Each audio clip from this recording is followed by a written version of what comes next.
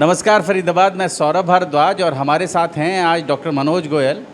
आयुर्वेदाचार्य हैं और आयुर्वेद के माध्यम से रोगों का उपचार करते हैं। पिछले लगभग 2 दशक से वो मरीजों का उपचार कर रहे हैं और आयुर्वेद के माध्यम से कर रहे हैं।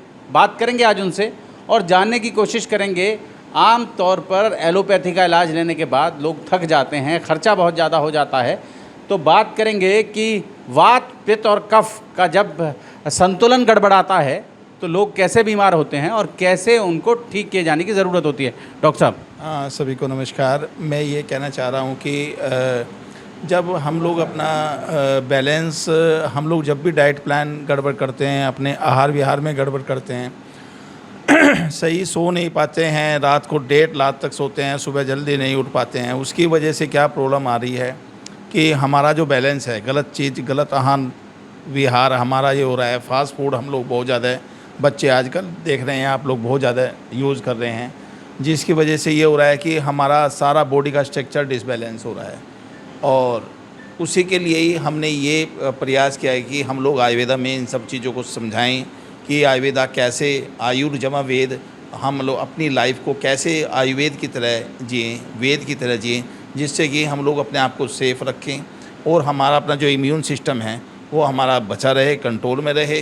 और कैलोरीज़ जो हमारी है वो हम लोग कैसे अच्छी कैलोरीज लें और उसको कैसे बर्न करना है और कैसे हम लोग सेफ़ मेडिसिन्स का चूज़ करें। आजकल आप देख रहे हो बहुत ज़्यादा दवाइयाँ। डॉक्टर साहब, मानव जीवन मतलब मानव की जो सभ्यता है, मानव सभ्यता ये हज़ारों सालों से है और आयुर्वेद भी हज़ारों सालों से है। अब लोग कहते हैं कि बीमारियां नई आई हैं तो उनके इलाज भी नए आए हैं, तो इसलिए एलोपैथी की ज़रूरत होती है जहां लगातार रिसर्च होती है। सर, बीमारियां नई ज़रूर आई हैं, लेकिन हमारा जो बॉडी का इम्यून सिस्टम है, वात पित्त कफ से ही सारी बीमारियां जनरेट होती हैं। हमने अगर अपने बॉडी के स्ट्रक्चर को ठीक रखना है तो बीमारियां हमारी नई और पुरानी कोई सी भी नहीं रहेगी। और आप देखेंगे कि हम लोग जैसे हॉस्पिटल्स में जाते हैं, बाज़ार में घूमते हैं, तो इन्फेक्टेड वायरस एक तरह से लोगों में, कोई बीमार है कोई, तो बहुत लोग गुजरते हैं। सभी को तो वायरस इफेक्टेड नहीं करता है। खांसी जुकाम भी एक दूसरे से जो लगता है, तो बैक्टीरिया जो है वो सभी को तो नहीं लगते हैं, जो जिसका इम्यून सिस्टम कमज़ोर है उसी को लगते हैं। तो हमने तो मेन ये है कि वात पित्त कफ को बैलेंस रखना है और इम्यून सिस्टम को बचा के रखना है। इम्यून सिस्टम हमारा जब ही बचेगा जब हम लोग सीज़न के वेजिटेबल, सीज़न के फ्रूट, सीज़न हमें ये पता होना चाहिए कि किस ऋतु में क्या सीज़न में आ रहा है, वही चीज़ हमें खाना है। अब जैसे ये बरसात के दिन होते हैं, आमतौर पर आयुर्वेद ये कहता है कि इस सीज़न में हरी सब्जियां नहीं खानी चाहिए, पत्तेदार सब्जियां जो हैं वो बिल्कुल नहीं खानी चाहिए। आयुर्वेद ये कहता है, शास्त्रों में लिखा हुआ है कि हम लोगों को बरसात के समय में, जब बरसात में जीव जो नीचे होते हैं वो पानी भरने से, बरसात के पानी से वो ऊपर आ जाते हैं, तो हरी सब्जियां सारी की सारी बरसात के पानी से इफेक्टेड हो जाती हैं, जो कहीं ना कहीं वो दूषित होने के कारण हमारी बॉडी को नुकसान पहुंचाती हैं। इसलिए कोशिश करें कि हरी सब्जियां का बिल्कुल भी बरसात के समय में, बारिश के समय में बिल्कुल भी सेवन ना करें। और चीज़ें जो हैं, दालें हैं, जो भी हमारा अपने जिस कल्चर में, जो मौसम में, जो जहाँ की पॉजिटिविटी है, जहाँ का अराउंड 50 किलोमीटर्स के एरिया में जो वेजिटेबल्स है वही लोग खाएँ, उसी से ही फ़ायदा रहेगा और उसी से बचे रहेंगे हम लोग। नहीं तो बहुत ज़्यादा नुकसान होगा, हमारी इम्यून सिस्टम को नुकसान होगा।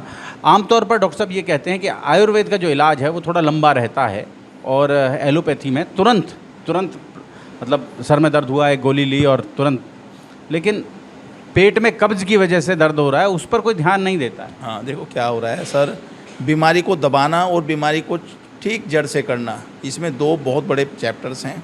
एलोपैथ में गए, हमारे से पेन हो रहा है, पेन का कोई कारण नहीं है, किस वजह से हो रहा है वो लोग नहीं जाएंगे, उठाया पेन किलर्स दे दी हैं जिसकी वजह से पेन तो दब गया है, लेकिन रूट कॉज जो है वो पता नहीं चल पाता है कि उस वजह से हुआ है। आयुर्वेदा में तो सिस्टम भी चलता है कि हमें गैस की वजह से हुआ है, हमें चोट लगी है, रात को हमने खट्टी कुछ चीज़ ऐसी खाई है, रात को हमने चावल लिए हैं, तो ये चीज़ें, बहुत चीज़ें आयुर्वेद में होती हैं।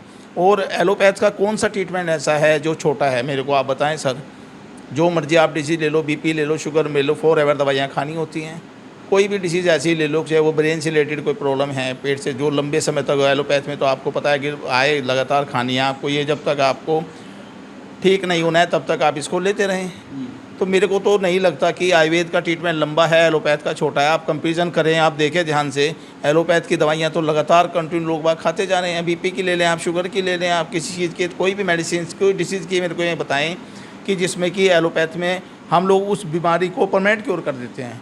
हाँ, यह आयुर्वेदा में होप है और 100% आयुर्वेदा में चांसेज हैं कि बीमारी को हम लोग जड़ से ख़त्म कर देंगे। और side effects, no side effect at all. आमतौर पर स्वस्थ रहने के लिए आयुर्वेद में जो भस्म चिकित्सा है, लौह भस्म है, रजत भस्म है या स्वर्ण भस्म है या हीरे से बनाते हैं, कुछ बनाते हैं, उनको पाश्चात्य जगत जो है वो मेटल कहकर तुरंत कहता है कि ये बॉडी में नहीं जाना चाहिए। तो क्या कहते हैं डॉक्टर साहब? देखो ऐसा होता है, हमारे समय में बीमारियां, अब एलोपैथ कल्चर चल रहा है। अब आप देखिए, पहले लोग ज़्यादा स्वस्थ रहते थे, वो आयुर्वेद में जिंदा थे। अब उनको तो किसी को किडनी की प्रॉब्लम कभी सुनने में नहीं आई है, शुगर की कभी सुनने में नहीं आई है। तो लेकिन वेस्टर्न कल्चर कहीं ना कहीं हमारे शास्त्रों को दबाना चाह रहा है और ये चाह रहा है कि कोई किसी भी तरीके से आयुर्वेद को प्रमोट ना करें, कोई गवर्नमेंट इनको कोई हेल्प ना कर पाए, जिसकी वजह से यह है आयुर्वेद को दबाया जा रहा है और कुचला जा रहा है, जिसकी वजह से अदरवाइज़ इनका जो रस उसमें है उनका सही तरह से संधान होता है तो वो कहीं से कहीं तक मेरी गारंटी है वो नुकसान नहीं करती हैं और वो बॉडी को फ़ायदा ही करती हैं। फ़ायदा ही करती हैं।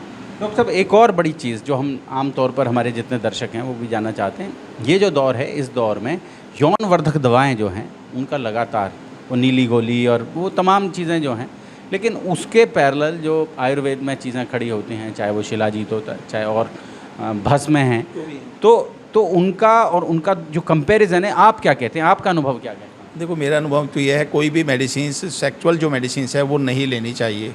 और लेनी चाहिए बला बल के, कोई मेंटली बीमार हैं, कोई फिजिकली बीमार हैं, तो उनको सही तरह से एग्ज़ामिन करने के बाद ही सेवन करना चाहिए। और 40 ईयर से नीचे को कभी भी रस और भस्मों का सेवन नहीं करना चाहिए।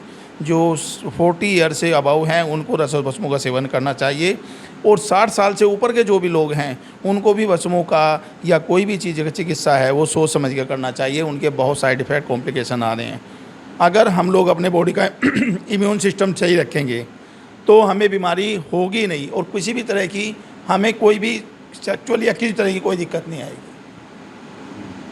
तो कुल मिलाकर ये मनोज जी बता रहे हैं, डॉक्टर मनोज बता रहे हैं कि जो आपका आहार विहार है, जो आपका इम्यून सिस्टम है, अगर वो ठीक होगा तो आप बीमार नहीं पड़ेंगे, आपको रोग नहीं लगेंगे, आपकी देह 100 वर्षों तक शतायु होंगे आप 100 वर्षों तक। सर पहले शतायु ही होते थे, अभी आप देख लीजिएगा हमारी एज फैक्टर क्या हो गया, 60 हो गया, 50 क्रॉस करते हैं हम लोग। कोई घुटने की प्रॉब्लम आ रही है, ऑपरेशन करा रहे हैं, सर्जरी करा रहे हैं, डायबिटिक हो गए हैं, बीपी पेशेंट हो गए हैं। कितनी भी डिसीज़ बीमारियां हमारे आहार विहार की गड़बड़ की वजह से हो रहे हैं। कौन लोग हैं मेरे को बताइए, पूरे इंडिया के अंदर कितने % लोग हैं जो ब्रह्म मुहूर्त में उठते हैं? ब्रह्म मुहूर्त को टाइमिंग किसको पता है, बताइए आप मेरे को। तो हमें वही अपना शास्त्रों पे, कल्चर पे वापस आना पड़ेगा, आयुर्वेद को जिंदा करना पड़ेगा और जिससे कि हम लोग 100 वर्षों तक समझ जाएं कि आप हमारी एज भी जैसे जापान में लोग नेचर के साथ जुड़े हुए हैं, वो लोग एलोपैथिक दवाइयाँ सेवन ही नहीं करते। तो हमें भी अपने जो हमारे पूर्वज जो हमें सिखा गए हैं उसी पे आना पड़ेगा। आप देखना कि मेरा एक सपना है कि हिंदुस्तान को आयुर्वेद पे लेके जाना है और आयुर्वेद दवाइयों से ही, सही दवाइयों से ही सेट रखना है। बीमार ही कोई नहीं होगा सर, बीमार ही कोई नहीं होगा। जोड़ेंगे फरीदाबाद आपको ऐसी ही और प्रतिष्ठित शख्सियतों के साथ। बहुत बहुत धन्यवाद।